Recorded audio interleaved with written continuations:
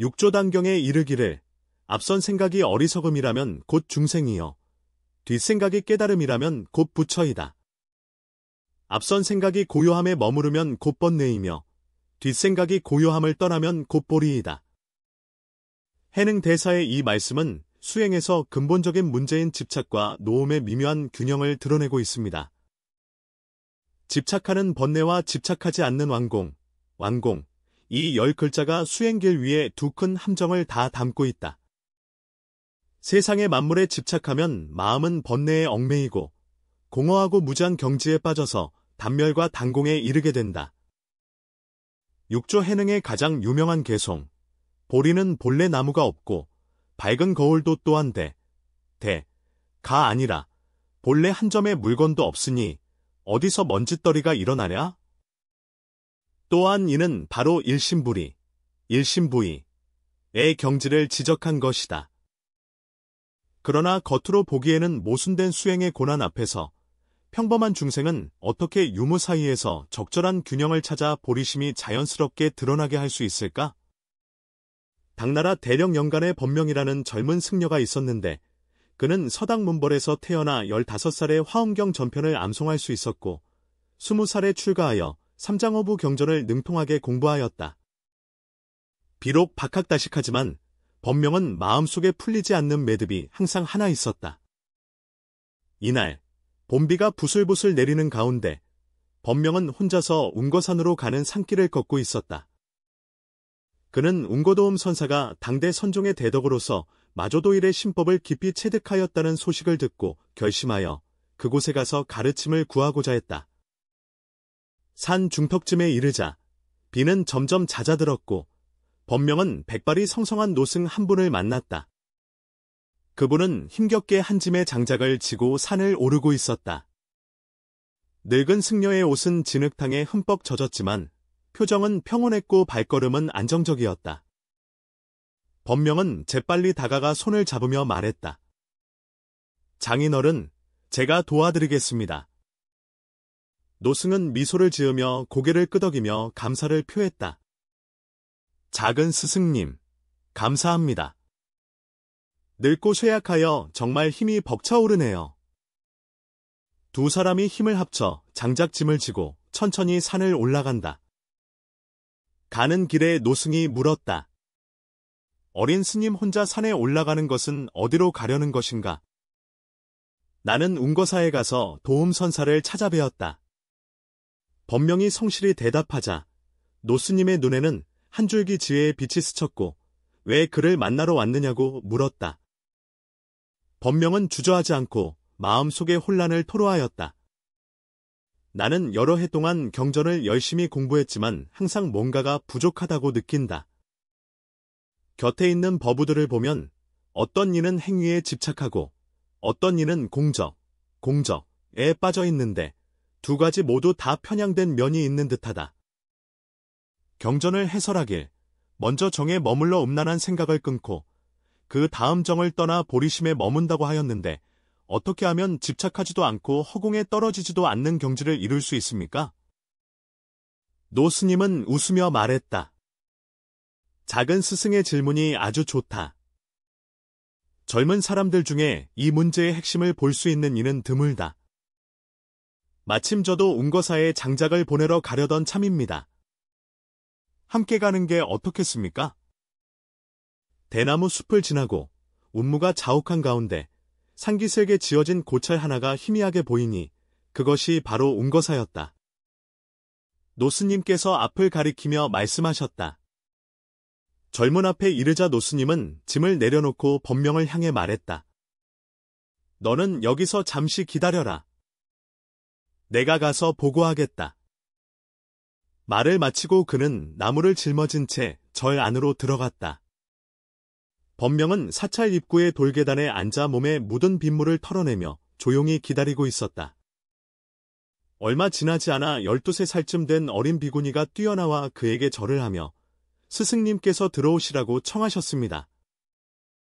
법명은 어린 사미승을 따라 여러 차례 회랑을 지나 대웅전에 도착했다. 정각 안은 불빛이 환히 밝혀져 있었고 방금 나무를 날랐던 노스님이 주석자리에 앉아 엄숙한 표정을 짓고 계셨다. 법명은 이때서야 비로소 깨달았다. 자신이 그동안 함께 동행해온 이가 바로 그가 애타게 찾아 헤매던 웅거도웅 선사임을.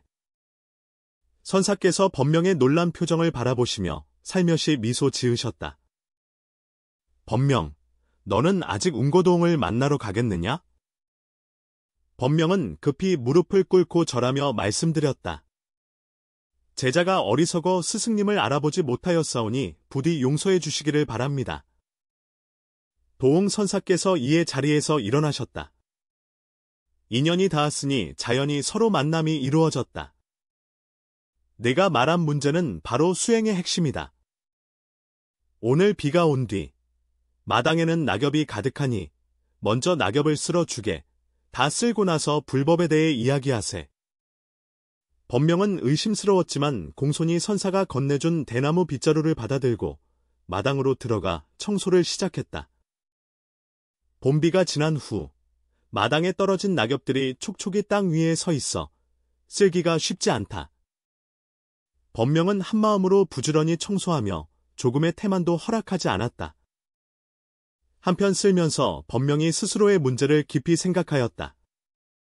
집착하는 생사의 번뇌가 있고 집착하지 않으면 완강한 허공을 빼앗는구나. 이 8잔은 마치 한 자물쇠를 여는 열쇠와 같아 불법의 문을 열 수 있을 듯하지만 마음의 자물쇠를 돌릴 수는 없었다. 그는 육조 해능의 유언을 떠올렸다. 보리는 본래 나무가 아니며 밝은 거울도 또한 대자가 아니다. 본래 아무것도 없으니 어디에서 티끌이 일어나랴? 만약 본래 아무것도 없다면 번뇌는 어디서 오는가? 보리는 어떻게 드러나는가? 무심코 눈이 강물처럼 흐르고 법명은 이미 온 완당을 티끌 한 점 없이 청소해버렸다. 그는 빗자루를 내려놓고 대전으로 돌아갔다. 그곳에서 선사는 직접 등을 밝히고 있었다. 당신은 오늘 업을 청할 때 어떤 소득이 있었습니까? 선사는 물었다. 법명께서 공경히 대답하시되 제자는 다만 낙엽을 쓸어내는 일을 힘써 수행할 뿐 마음에 잡념을 일으키지 않으려 합니다. 선사는 머리를 끄덕이며 미소 지었다. 바로 그렇다. 네가 한 마음으로 바닥을 쓸 때 마음속에 내가 바닥을 쓸고 있다는 생각이 있었느냐? 법명은 잠시 생각하다가 처음에는 있었지만 곧 잊어버리고 오직 낙엽을 쓸어내는 데만 몰두했다. 그때 네가 온 마음을 다해 바닥을 쓸 때 내 마음은 집착하는가? 아니면 집착하지 않는가? 법명은 망설였고 제자는 알지 못했다. 선사는 조급하지도 느리지도 않게 말했다. 네가 온 마음을 다해 바닥을 청소할 때 존재에 집착하지도 않고 부재에 집착하지도 않으며 다만 현재 해야 할 일을 있는 그대로 하고 있을 뿐이다. 이는 바로 일심일체의 상태이다. 법명은 깊이 생각하는 듯했다. 석종께서는 이르시되 진정한 수행은 억지로 무엇을 추구하거나 억지로 무엇을 버리는 것이 아니라 자연스럽게 현재에 깨어있는 것이라 하셨다. 미소로 고개를 끄덕이며 당신은 이미 이해하기 시작했습니다. 라고 설명했다. 생각해보세요. 번뇌는 어디에서 오는가? 법명이 답하였다. 번뇌는 집착에서 비롯된다. 그렇다면 집착의 근원은 무엇인가? 분별심이란 유와 무에 대한 집착이다. 선사는 계속 물었다. 만일 유에 집착하면 번뇌가 생기고 무에 집착하면 공에 빠지게 되는데 그렇다면 집착하지 않는 것이 수행의 목표인가? 법명은 깊이 생각하였다. 만약 무집착에 집착한다면 그건 역시 하나의 집착이 아니겠는가? 선사의 눈에 칭찬의 빛이 반짝이며 말했다. 잘 말했다. 소위 집착하지 않는다는 것은 일부러 추구하는 경지가 아니라 자연스러운 상태를 의미한다. 마치 내가 방금 집중해서 바닥을 쓸 때 자연스럽게 내가 바닥을 쓴다는 생각을 잊어버렸던 것과 같다. 그때의 너는 집착하지 않는 상태였다. 선사는 향 하나를 꺼내어 불을 붙이고 향로에 꽂았다. 이 향이 타는 동안 불꽃은 존재하는가, 아니면 존재하지 않는가? 법명은 그 타오르는 향을 바라보며 대답하였다. 존재하기도 하고 존재하지 않기도 하다. 불꽃은 매 순간 변하지만 변치 않는 것도 아니고 완전히 사라지는 것도 아니다. 아주 훌륭합니다. 석종께서 칭찬하시며 말씀하셨습니다. 그렇다면 향재가 떨어질 때 향은 존재하는 것인가 존재하지 않는 것인가?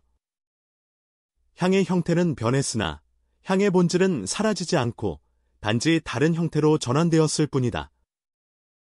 석종께서 만족스럽게 고개를 끄덕이셨다. 이것이 바로 불법에서 말하는 불생불멸이다. 번뇌와 보리의 관계는 마치 향불과 향재와 같아서 겉으로 보기에는 대립되는 것처럼 보이나 실상은 하나의 양면이다. 유마경에서는 집착이 곧 보리이며 생사가 곧 열반이라고 하였으니 이 둘은 본래 하나의 몸임이라. 다만